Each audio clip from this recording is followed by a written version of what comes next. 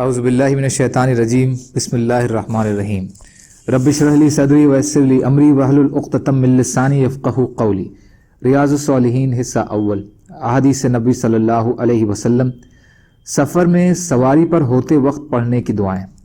اللہ تعالیٰ فرماتے ہیں، اور بنائی تمہارے لیے کشتیاں اور چوپائے جن پر تم سوار ہوتے ہو تاکہ تم ان کی پیٹھوں پر سیدھے ہو کر بیٹھو، پھر جب تم سیدھے ہو کر بیٹھ جاؤ تو اپنے رب کی نعمت کو یاد کرو اور کہو، پاک ہے وہ ذات جس نے اس جانور کو ہمارے لیے نرم اور تابع کر دیا، ہم اس کو قابو میں کرنے والے نہیں تھے اور بے شک ہم اپنے رب کی طرف پھرنے والے ہیں۔ حضرت ابن عمر رضی اللہ تعالی عنہ سے روایت ہے کہ رسول کریم صلی اللہ علیہ وسلم سفر پر روانہ ہونے کے وقت جب اپنے اونٹ پر سیدھے ہو کر بیٹھ جاتے تو 3 بار اللہ اکبر کہتے اور پھر یہ دعا پڑھتے کہ پاک ہے وہ ذات جس نے اس جانور کو ہمارے لیے نرم اور تابع کر دیا اور ہم اس کو قابو میں کرنے والے نہیں تھے، اور بے شک ہم اس کی طرف لوٹ کر جانے والے ہیں۔ اے اللہ، ہم تجھ سے اپنے اس سفر میں نیکی اور تقوی کا اور ایسے عمل کا جسے تو پسند کرتا ہے سوال کرتے ہیں۔ اے اللہ، ہمارے اس سفر کو ہم پر آسان فرما دیجئے، اس کی دوری مسافت کو لپیٹ دیں، اور اے اللہ تو ہی سفر میں ہمارا ساتھی اور گھر والوں کا نگراں ہے۔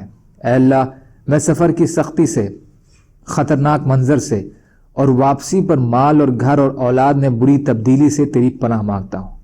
اور جب آپ صلی اللہ علیہ وسلم سفر سے واپس تشریف لاتے تب بھی یہ دعا پڑھتے اور اس کے ساتھ اور یہ فرماتے، ہم سفر سے واپس آنے والے ہیں، تیری طرف رجوع کرنے والے ہیں، عبادت کرنے والے ہیں اور اپنے رب کی حمد و ثنا کرنے والے ہیں۔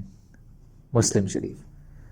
مقررین کے معنی ہیں طاقت رکھنے والا، وعصا اس کے معنی سختی کے ہیں، کاپتا، غم و علم وغیرہ سے نفس انسانی کا تبدیل ہو جانا اور منقلب لوٹنا۔ فائدہ، یہ بڑی جامع دعا ہے۔ سفر میں انسان خود بھی خطرات سے محفوظ نہیں ہوتا، اور اسی طرح پیچھے گھر میں جان و مال اور بال بچوں کی حفاظت کا مسئلہ بھی بڑا سنگین ہوتا ہے۔ اس دعا میں دونوں ہی کے لیے بڑے اچھے الفاظوں میں بارگاہ الہی میں حفاظت کی دعا کی گئی ہے، اور جس کا اور جس کے گھر والوں کا اللہ خلیفہ اور محافظ ہو، اس کا کون کچھ بگاڑ سکتا ہے۔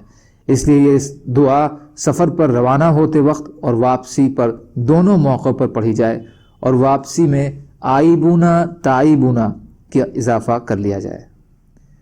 حضرت عبداللہ بن سرجس رضی اللہ تعالیٰ عنہ سے روایت ہے کہ رسول اللہ صلی اللہ علیہ وسلم جب سفر پر روانہ ہوتے تو سفر کی سختی، تکلیف دہ واپسی، کمال کے بعد پتن، مظلوم کی بددعا اور گھر والوں اور مال میں برے حالات سے پناہ مانگتے۔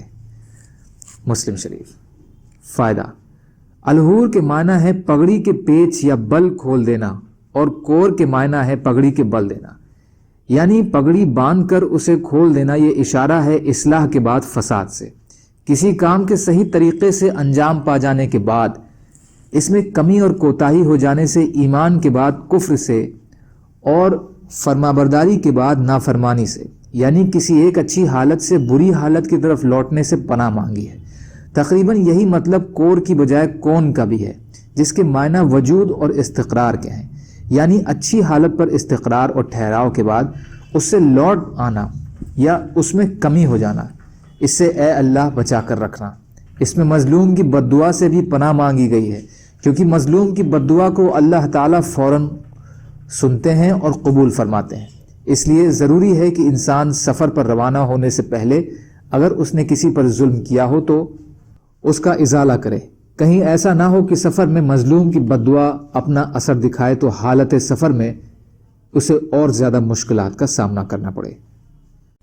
اللہ تعالیٰ کہنے سننے سے زیادہ عمل کی توفیق عطا فرمائے، اور مظلوم کشمیریوں، فلسطینیوں اور دیگر ممالک میں جہاں بھی مسلمان بھائی بہن پریشان حال ہیں، یا اللہ آپ ان کی مدد فرمائیے اور ہم کو بھی اپنی استعداد کے بقدر اپنا حق ادا کرنے والا بنائیے، آمین۔